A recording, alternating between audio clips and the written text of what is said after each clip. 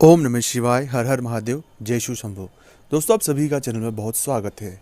आपकी बुद्धि किस व्यक्ति ने बांध दी है? आपका किसी काम को करने में मन नहीं लगता, आपका दिमाग कुछ भी चीज़ें सोच नहीं पा रहा है, बस वो एक ही जगह एक ही नकारात्मकता में बहुत डूबा हुआ है। उसे बहुत डर लग रहा है, उसे बहुत भय लग रहा है। मन किसी भी काम को करने में बिल्कुल भी नहीं लग रहा है। हम थोड़ा तो कोशिश कर रहे हैं, एकदम हम शून्य हो चुके हैं। जो चीज़ें बहुत बेहतर लगती थी अब वो ख़राब लगने लगी है। ऐसा लगता है कि किसी चीज़ से हमारा मन उठ गया है, कुछ नकारात्मक कुछ बुरा हमारे दिमाग में चल रहा है। तो बुद्धि अगर किसी व्यक्ति ने बांध दी है, या हमारी बुद्धि जब काम नहीं कर रही है, हम जो निर्णय ले रहे हैं वो निर्णय सही नहीं हो रहे हैं, हम गलत डिसीजनों की ओर जा रहे हैं, हम गलत तरीकों की तरफ जा रहे हैं, हमारा जीवन पूरी तरह से गलत ट्रैक पे जा चुका है, तब ये मन में प्रश्न उठता है कि कहीं किसी व्यक्ति ने हमारी बुद्धि बांध तो नहीं दी है। अगर किसी ने आपकी बुद्धि बांध दी है तो उसे समझने की आवश्यकता है। उसके लिए क्या संकेत है, इस वीडियो में हम वो तो बात करेंगे इसी।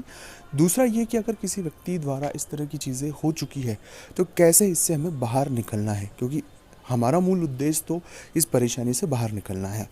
तो जब कभी भी आप किसी काम में बार बार करने के बाद सफलता न मिल पाना, चीज़ों को लेकर बहुत एफर्ट लगाने के बाद भी परिणाम न मिल पाना, चीज़ें बहुत नकारात्मक जाना, जो लोग हैं वो बार बार धोखा देना, हम बहुत जल्द जिन पर विश्वास कर रहे हैं वो लोग हमें धोखा दे रहे हैं, हमारे साथ ऐसी सिचुएशनें हो रही है कि कोई अपना नहीं है।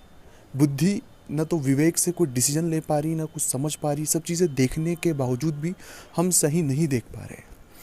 जब कभी भी ऐसी परिस्थिति किसी भी जातक के जीवन में होती है, तब बहुत हद तक जो चीज़ें मैं आपके साथ साझा कर रहा हूँ उन्हें समझने की आवश्यकता है। इस तरह की परिस्थिति में बहुत सारे ग्रहों का हाथ होता है, हम किसी भी एक ग्रह को इंडिकेट नहीं कर सकते।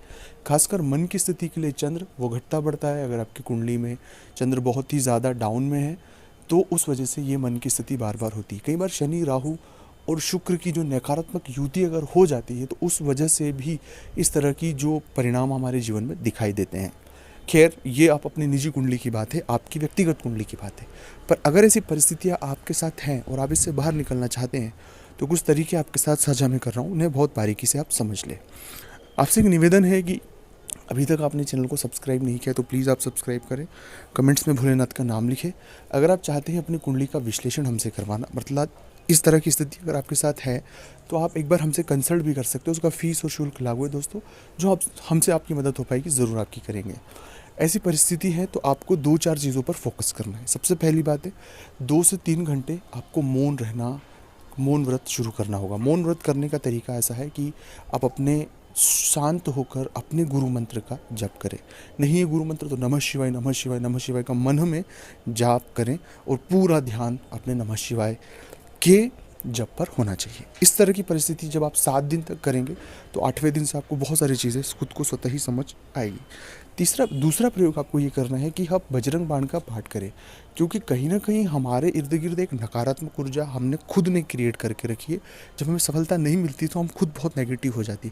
हम खुद एक एनर्जी का हब है, तो नेगेटिव एनर्जी अगर हम प्रोड्यूस करेंगे तो इर्द गिर्द हमारे ही होगी। इसलिए जितना हो सके बजरंग बाण का पाठ करें। सुबह 2 बार करें, शाम को 2 बार करें, उससे बहुत फ़ायदा होगा।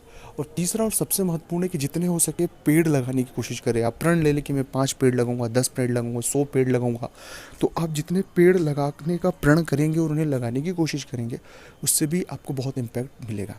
चौथा प्रयोग यह भी महत्वपूर्ण है कि जो दिव्यांग है या उनका आश्रम हो या कोई दिव्यांग व्यक्ति हो, उनकी आप मदद करें।